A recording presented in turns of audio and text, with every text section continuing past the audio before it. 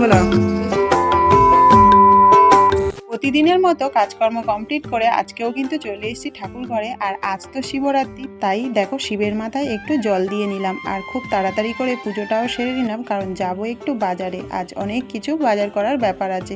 তো তারপরে দেখো রেডি টেডি হয়ে আমি কিন্তু চলে এসেছি বাজারে। আর বাজারে না আজকে প্রচণ্ড ভিড়, যেমন ভিড় তেমন কিন্তু জিনিসের আগুন দাম। তো যাই হোক, এখান থেকে ফুল মালা সমস্ত কিছু কিনে নিলাম। আর এখান থেকে দেখো সন্দেশ আর দই কিনে নিলাম। নিয়ে তারপরে কিছুটা সবজি বাজার করে চলে এলাম বাড়িতে। আর বাড়িতে এসে সবজির ব্যাগটা দেখে মনটা খুব খারাপ হয়ে গেল। চলে এসছো?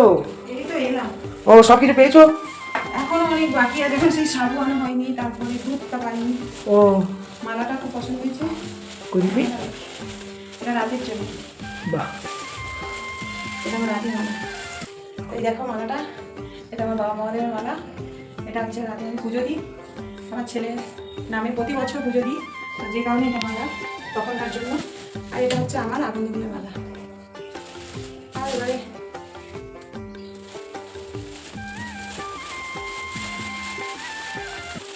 সব জিনিসের দাম আগুন। এখানে দেখো কিনলাম 1 কলা নিয়েছি, 1 নেই যাবো 10টা আছে।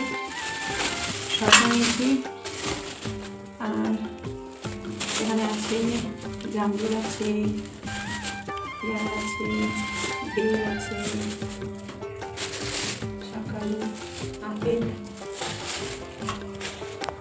কুল, এখানে আছে সন্দেশ আর দই। তাই মনটা একটু খারাপ হয়ে গেল। কেন? আরে সেই সবজি কিনেছি, দামটা এত ভিড় বাজারে হচ্ছে পুজোর জন্য। সেই দুটো ডাঁটা নিল 20 টাকা, সে একটা ডাঁটা পড়ে গেছে রাস্তায়। বাবা, যাই হোক, এই হচ্ছে আজকে আমার পুজোর বাজার। এখনো বাকি আছে, দুধ আছে, সাবুটা আনতে হবে। তো যাই হোক, আর এখানে দেখো বাতাসা নিয়েছি 1 কিলো। এগুলো ওটা হচ্ছে রাতে হরিলুট দেওয়া হবে আর কি আমার বাবার নামে দিয়ে। এগুলো সব আমার ছেলের মানে এই জন্য মানত আছে, সেই কারণে প্রতি বছর আমি পুজো দিই, হরিলুট দিই। এরকমভাবে আর কি পুজো দিই, রাত 12টার পরে ওটা বামুনকে দিয়ে পুজো দেয় এখন হয়। তো যাই হোক, তোমরা ভিডিওটা দেখতে থাকো। চলো, এখন অনেক বেলা হয়ে গেছে, 1টা বাজে, আমার রান্নার কিছু হয়নি। এখন এবার রান্না বসাই। তো কী রান্না করছে সেটা তোমার সাথে শেয়ার করছি। বেলা হয়ে গেছে তো বেশি কিছু রান্না করতে হবে না। বেশি কিছু করবো না, এই ভাত বসিয়েছি, আর এই ডাল করবো, বেগুন ভাজা আর আলু ভাজা। ও, একেবারে করে নেবো। ঠিক আছে। খাবে, বেটারা খাবে, ঠিক আছে। ডাল সিদ্ধটা বসাই, এই যে ভাত বসিয়েছি, আর আলু বেগুনটা কাটি কাটাবো। ঠিক আছে। তাই যেহেতু লেট হয়ে গিয়েছিল, বাবানকে বলেছিলাম একটু আলুটা ছাড়িয়ে দে, আমি ঝপঝপ করে কেটে নেবো। তো ফাইনালি দেখো আমার এদিকে ভাতটাও হয়ে গিয়েছে। আর এখানে আলু বেগুন সবই কিন্তু আমি কেটে নুন হলুদ মাখিয়ে দিয়েছি। তো ভাত যেহেতু হয়ে গিয়েছে, ফ্যানটা ঝাড়তে বসিয়ে দিচ্ছি। আর ওদিকে কিন্তু আমার ডালও সিদ্ধ হয়ে গিয়েছে। তো চলো ঝটপট করে রান্নাটা সেরে নিয়ে তোমাদের সামনে আসছি। তো ফাইনালি দেখো রান্না কমপ্লিট করে ফেলেছি। এখন বাজে 2:10, দেরি তো অনেকটাই হয়ে গিয়েছে। তো চলো এবারে ভাত দিয়ে দিই 3 জনের একসঙ্গে।